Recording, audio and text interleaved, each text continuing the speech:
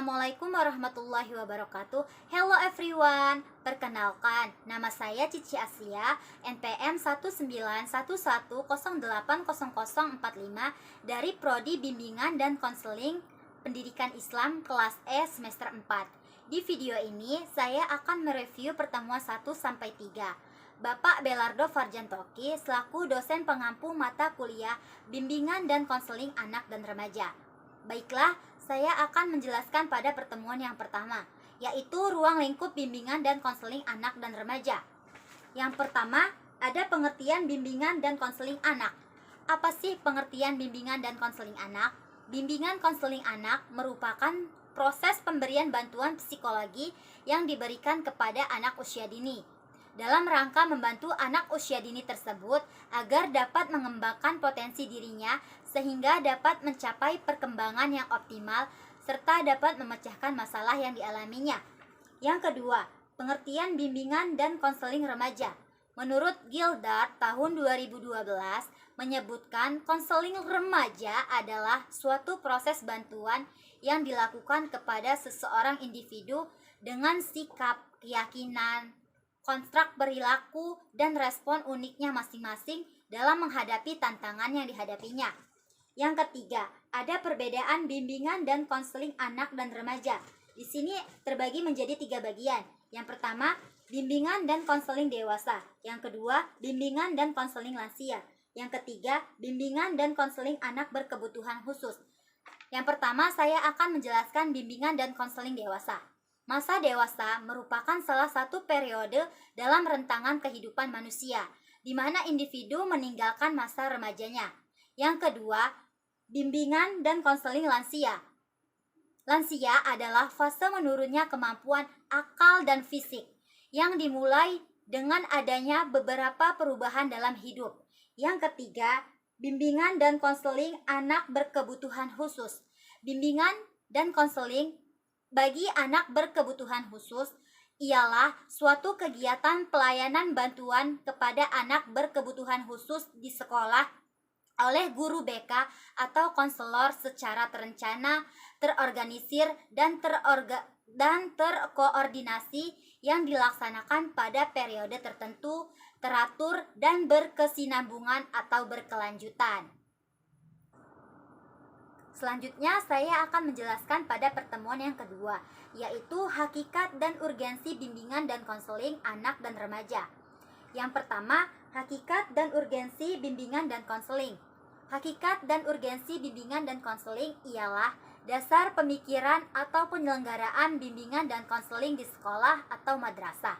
Bukan semata-mata terletak pada ada atau tidak adanya landasan hukum atau perundang-undangan atau ketentuan dari atas. Namun, yang lebih penting ialah menyangkut upaya memfasilitasi peserta didik yang selanjutnya disebut konseli, agar mampu mengembangkan potensi dirinya atau mencapai tugas-tugas perkembangan atau menyangkut aspek fisik, emosi, intelektual, sosial, dan moral spiritual. Yang kedua, hakikat bimbingan dan konseling anak. Hakikat bimbingan dan konseling anak ialah upaya mencerdaskan anak sewajarnya dilakukan sedini mungkin, agar anak dapat tumbuh dan berkembang sebagai individu yang cerdas, baik secara intelektual, emosional, maupun spiritual.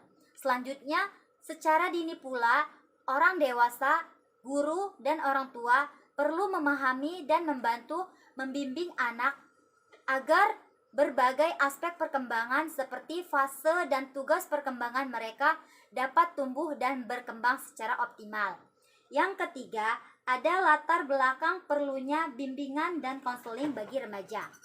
Bimbingan dan konseling sebagai salah satu upaya profesional ialah berdimensi banyak. Jika dilihat dari latar belakang bimbingan dan konseling muncul karena adanya sejumlah pertanyaan yang perlu dijawab individu. Untuk itu perlu bantuan profesional. Jika dilihat dari eksistensinya, bimbingan dan konseling merupakan salah satu bantuan profesional yang sejajar dengan misalnya psikiatri, psikoterapi, kedokteran, dan penyuluhan sosial. Yang keempat, tujuan bimbingan dan konseling pada umumnya sama bagi anak dan remaja. Satu, pemahaman.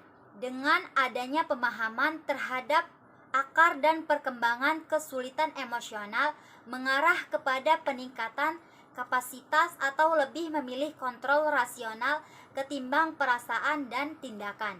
Dua, kesadaran diri. Dengan kesadaran diri ini, kita menjadi lebih peka terhadap pemikiran dan perasaan yang selama ini ditahan atau ditolak, atau mengembangkan perasaan yang lebih akurat berkenaan dengan bagaimana penerimaan orang lain terhadap diri. Tiga, penerimaan diri. Penerimaan diri ialah pengembangan sikap positif terhadap diri yang ditandai oleh kemampuan menjelaskan pengalaman yang selalu menjadi subjek kritik diri dan penolakan. 4. Aktualisasi diri. Aktualisasi diri ialah pergerakan ke arah pemenuhan potensi atau penerimaan integrasi bagian diri yang sebelumnya saling bertentangan. 5. Pencerahan. Pencerahan ialah membantu klien mencapai kondisi spiritual yang lebih tinggi.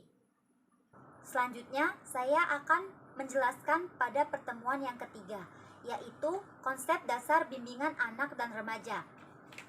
Yang pertama, pengertian bimbingan dan konseling anak dan remaja.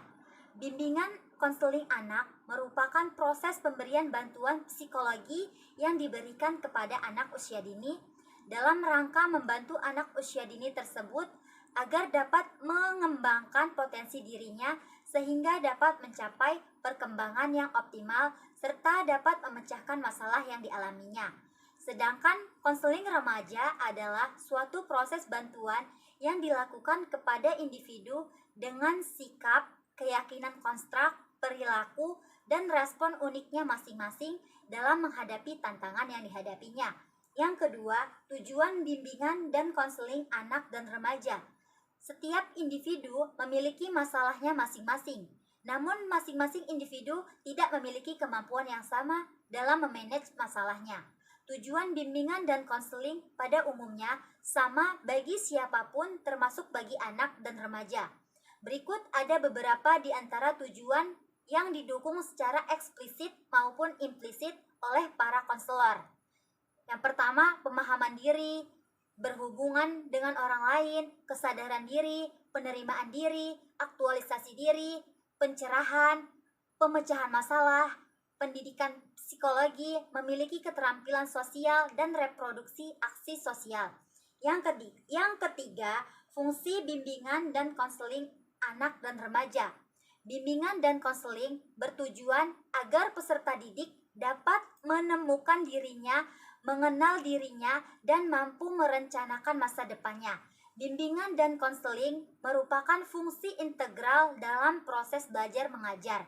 Fungsi bimbingan menurut Dewa Ketut Soekardi dalam bukunya Proses Bimbingan dan Penyuluhan di Sekolah adalah fungsi preventif atau pencegahan, fungsi penyaluran, fungsi penyesuaian, fungsi perbaikan, dan fungsi pengembangan. Itu saja yang dapat saya sampaikan. Jika ada kata-kata saya yang salah, saya mohon maaf, dan kepada Allah saya mohon ampun. Saya akhiri. Wassalamualaikum warahmatullahi wabarakatuh.